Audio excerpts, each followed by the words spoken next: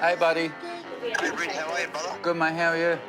Good. Are you guys there? We're here. We've got the stage set up, just waiting for you and Buzzard. You get that funky tie off and put your radical shirt on. That's where you really do go to being Binga, not Brett Lee all day at the cricket commentating on the... Is that Brett, is he? Yeah, is he on his way? I'm sure that's 20 He's to got to do a 6. sound check. Are you talking to him or not? Binga, can you hear me? You just hang up on him. I must have hung up on him. You know what, but these new phones, they're great. You've got to know how to use them. Oh, here he goes again. Look at this. Binga, can you hear me? Smartphone with a dim user.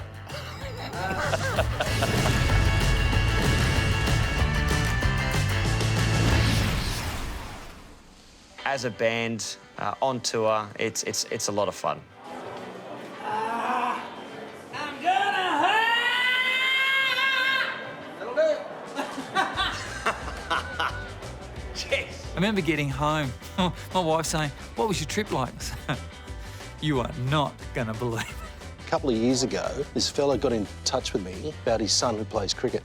He also has a Chinese background, and I'm his idol because of my background. And I'm going to meet him here for the first time. He's coming to our He's show. coming tonight with the whole family. We've got this, like, Miyagi and Danielson relationship. It's unbelievable, right? I love Mr. Miyagi. But always be yourself. Don't try and be somebody else. Okay. All right? Always try and be yourself. As cricketers, we probably looked after ourselves a little bit better than we did as rock and rollers for 6 and out.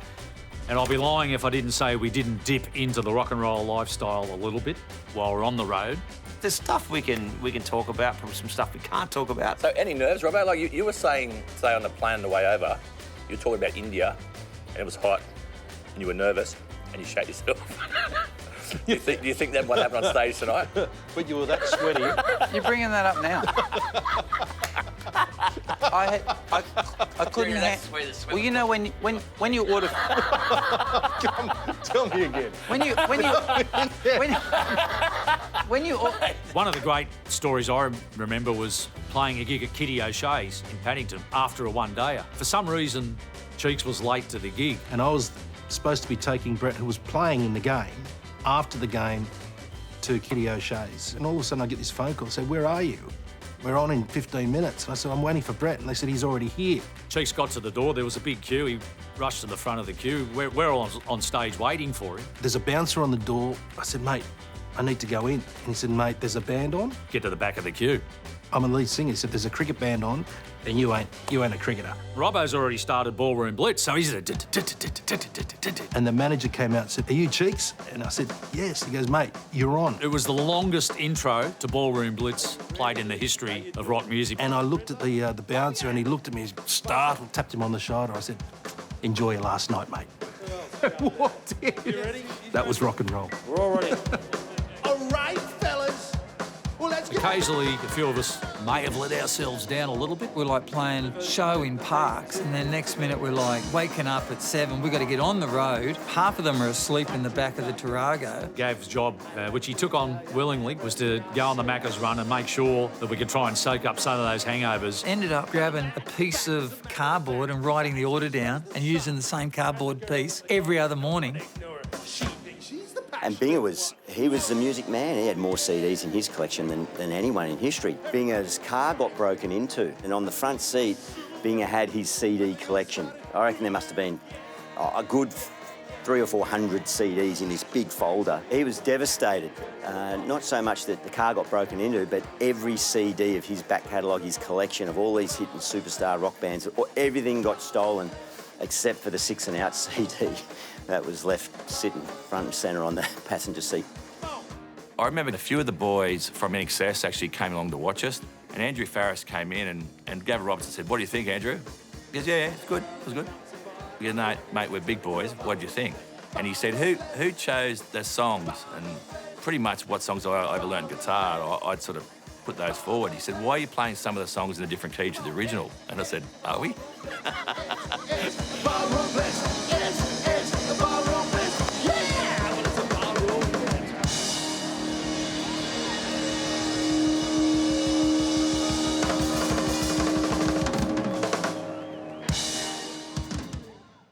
There's no doubt that Brett's profile, kick 6 and out, along to heights probably wouldn't have reached, let's be honest. I mean, yeah, we got to the stage where we played over 300 gigs and we were quite well-performed band. Brett was flying in the world of cricket. He was travelling everywhere, in India, England. He was just frightening to watch on a cricket field. He was that quick. Brett worked so hard, he would go to India. He's loved over there. They have a term called Ferengi or whatever, which means the white Indian. So there's a real respect there for him. I can't speak more highly of Brett. I mean, I remember when Brett first got picked to play for Australia.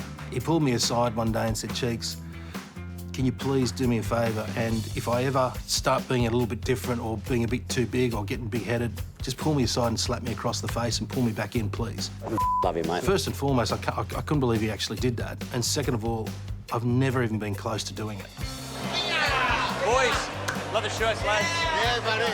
Yeah, he's not changed one bit from the kid that I met. And then all of a sudden, you know, I'm wicket-keeping to him on his Test debut at the MCG and went on that journey together with so many other mates that we all made along the way. And he's as humble, he's as beautiful a person as when he started, and that's a great attribute. Life as a professional cricketer, there's a lot of demands on your time, and I've found that challenging at times to balance everything up. You're touring, you're away from friends and family, and part of that balance is, key to that balance is having interests outside of the game. And that's what these blokes had. They had a passion for music, they had a love of it, and they had a desire to, you know, learn or improve on the learnings that they already had. I'm not just a cricketer, and people just see you as a cricketer because that's what they see on TV. They see you as a fast bowler. Here we go, folks. Oh, we're not ready yet. But music was always my first passion. I love music. Cricket's been a massive part of my life, but it's not the only part. It's nothing that defines me, I guess, because there's other things I love in life, and that's just one small part. We were all over the moon with Brett's success, not only as a player, but going on to release hit singles in India and Bollywood was fantastic. Brett Lee is the guy who understands the people. Indian people are very nice, very culturally diverse. He's playing a vital role just connecting the Indian community. I mean, the reason why, you know, the Indian fans love him that much is because he embraced Indian culture from a very young age. He was prepared to get out of his room, get out onto the streets, try and understand Indian culture, and it's made all the difference. I'll tell you what happened. It was 2006. I'm walking through the hotel. We just had training. We're playing up at Mohali. And this guy yells out to me, "Can I have a quick second with you for a couple of questions?" I just thought he was a journalist. I said, "Yep, sure, mate." I'm a music producer. I'm working with this lady called Usha Bosley. She's one of our finest singers, I mean, the Singing Sisters. It's massive. And to get a chance to sing with her itself is an achievement of sorts. You know, anything she touches is gold, and then for Brett to get the opportunity and do a good job of it, obviously well received. I wrote this cheesy, horrendous love song in 18 minutes.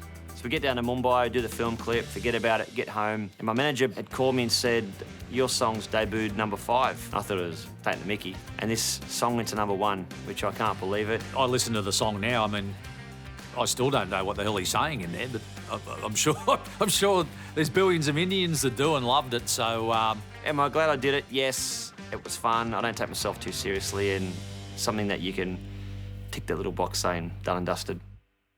I'm worried about the set list because we've got young kids, we've got middle-aged, we've got elderly. Honestly, I've been out there and there's a massive crowd out there. And Wait, what do you mean young kids? What do you want us to play as the Wiggles or something, do you? in terms of 6 and Out being a long-term project, we pretty much took it day by day, summer by summer. It was never planned, I don't think, that we were going to go on forever. Pretty amazing to actually pull it together and spend some time because, you know, singing and being part of the band wasn't the #1 occupation or their priorities. The band changed, you know, from 98, about 2001, we'd sort of always been 6 and Out, and Shane Lee was doing really well playing cricket for Australia, but Brett Lee was now not only in the Australian team playing with his brother, but was basically rated as the fastest bowler in the world. And over the next 18 months, you could just see the media change, where we went from being 6 and Out to the Brett Lee band. And gradually we sort of got to the stage where it was almost impossible to get together to do anything with everyone's differing schedules. And it is a time-consuming thing. If you want to play in a band and you want to do it well, you have to be tight, you have to get together, you have to spend time on it. It's a big commitment. You could argue that Brett becoming so big hindered the band, but I don't think that's the case at all. I think it was more more a group situation where Richard, Cheekwee, myself and Brad had to get on with life. We had kids, had mortgages, had to survive. And we just started to fade. I actually thought we'd finished, to be honest with you. And you know when you know, like something is coming to the end, you just know.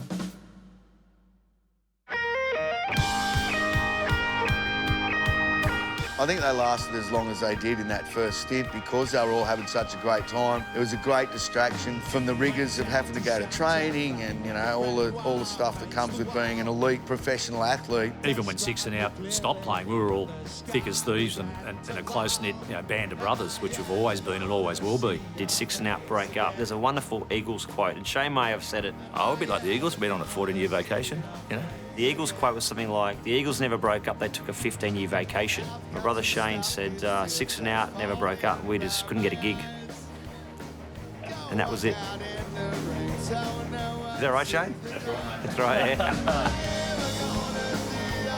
Was I surprised about it lasting that long? Yeah, I think so. Let's say they squeezed the lemon hard to get that much out of it.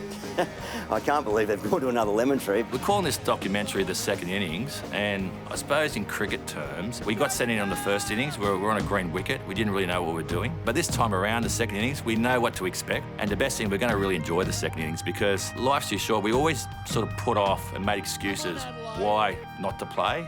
Life can get in the way of things. Six and Out. If they love it and making people happy, it'll work, so credit to them. They sort of filled a void, I think. It wasn't just a bit of a rough go at it. They took a great deal of pride in how they performed. These guys just really want to be together and play again. And I think there's enough interested people and there's enough reason for them to do it. We're so lucky this year to be able to go around with Fox and Macca's to get out there and play some more gigs. It makes some more memories.